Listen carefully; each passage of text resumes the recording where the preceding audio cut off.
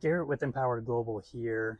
The other week I made a video showing you guys what are some of the most common installation mistakes that we see on whole home generators that are installed.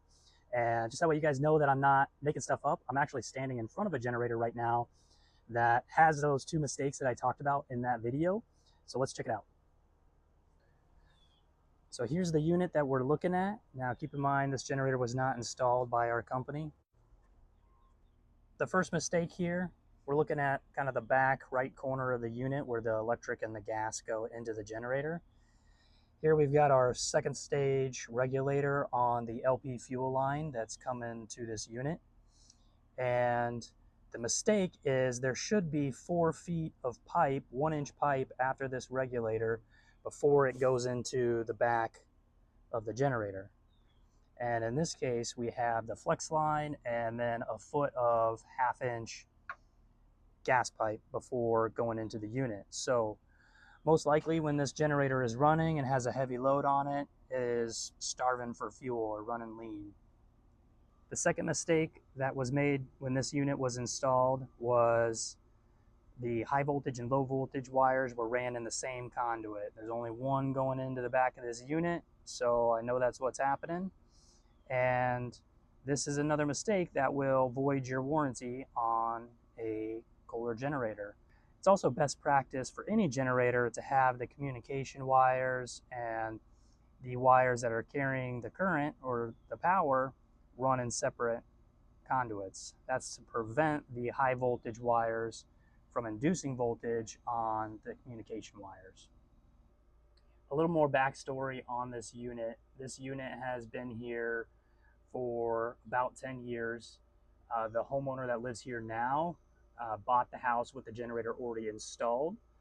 And the generator, since they've lived here the last 4 years, the unit has failed the last 2 times that it's needed to run.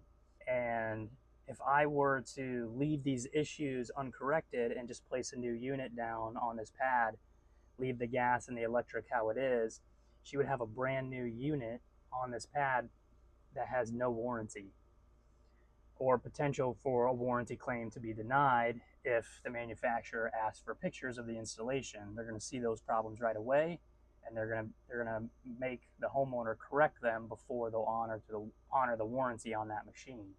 If the homeowner wanted to replace this unit and do it the correct way, they now have to spend almost twice as much to replace this unit as they should have because the original unit was not installed correctly.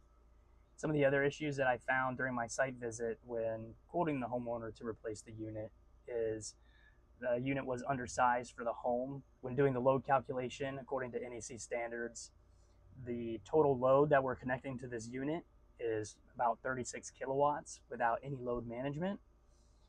Now, NEC code looks at a majority of the house running at the same time, which really is never the case. But still, in order to properly design it, there should have been some automatic load management put in to handle some of those heavier loads while on generator power. And this system has no load management installed. There's also no surge protection installed. And the company that installed it must not be monitoring the unit anymore, because when I arrived, the controller on this unit was completely dead, and all it was a dead battery. So we swapped out the battery. Now this unit does run, but obviously no one was paying attention to it, which typically if you hire a company like ours, we're going to be monitoring this generator for you, and if it goes offline, we're going to see that, and then we're going to call you instead of waiting for you to call us.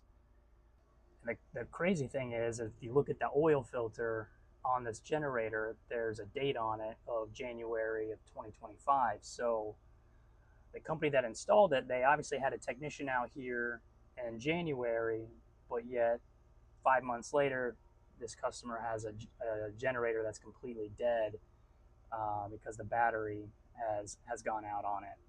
To bring this home, if you install a generator correctly the first time, it's going to last you a whole lot longer.